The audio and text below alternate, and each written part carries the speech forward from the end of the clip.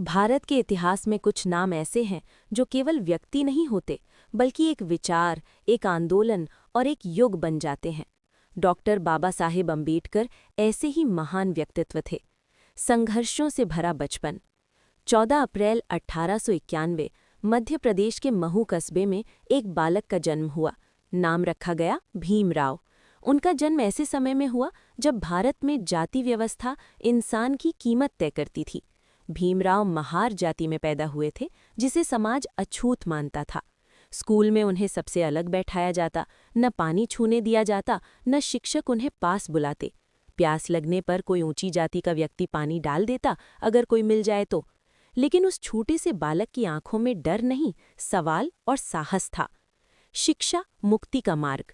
भीमराव ने बहुत जल्दी समझ लिया था कि अगर इस अन्यायपूर्ण व्यवस्था को तोड़ना है तो ज्ञान सबसे बड़ा हथियार है।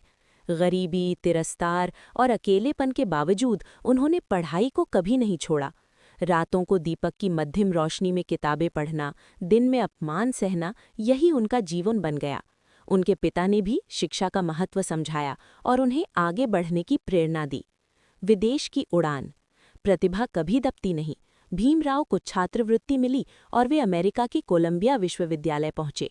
वहां उन्होंने अर्थशास्त्र, समाजशास्त्र और राजनीति विज्ञान की पढ़ाई की। इसके बाद वे England, London School of Economics गए और कानून की पढ़ाई की। विदेश में उन्हें वो सम्मान मिला जो अपने देश में उनसे छीना गया था। वे अपने समय के सबसे शिक्षित भारतीयों में से एक बन गए। भारत वापसी और सामाजिक क्रांति। शिक्षा और ज्ञान लेकर बाबा साहेब भारत लौटे, लेकिन उनका उद्देश्य केवल नौकरी करना नहीं था, वे समाज को बदलना चाहते थे। उन्होंने दलितों, शोषितों और वंचितों के अधिकारों के लिए आवाज़ उठाई। महाड़ सत्याग्रह में उन्होंने पानी पीने का अधिकार मांगा, क्योंकि पानी पर भी जाति का पहरा था। वे कहते थे, भिक्षा नहीं, अधिकार चाहता हूं। नेता, चिंतक और समाज सुधारक। बाबा साहेब ने अखबार निकाले, संगठन बनाए, लोगों को शिक्षा और आत्मसम्मान का पाठ पढ़ाया। उन्होंने महिलाओं के अधिकारों, श्रमिकों की गरिमा और सामाजिक समानता की खुलकर वकालत की। वे केवल भाषण नहीं देते थे, बल्कि सोच बदलने की कोशिश करते थे। संविधान निर्माता। 1947 में जब भारत आज़ाद हुआ तो देश को एक मजबूत संविधान की जरूरत थी। डॉक्टर बाबा साहेब अम्बेडकर को संविधान सभा की ड्राफ्टिंग कमेटी का अध्यक्ष बनाया गया। उन्होंने भारत को ऐसा संविधान दिया जो न्याय, स्वतंत्रता, समानता और बंधुत्व पर आधारित था।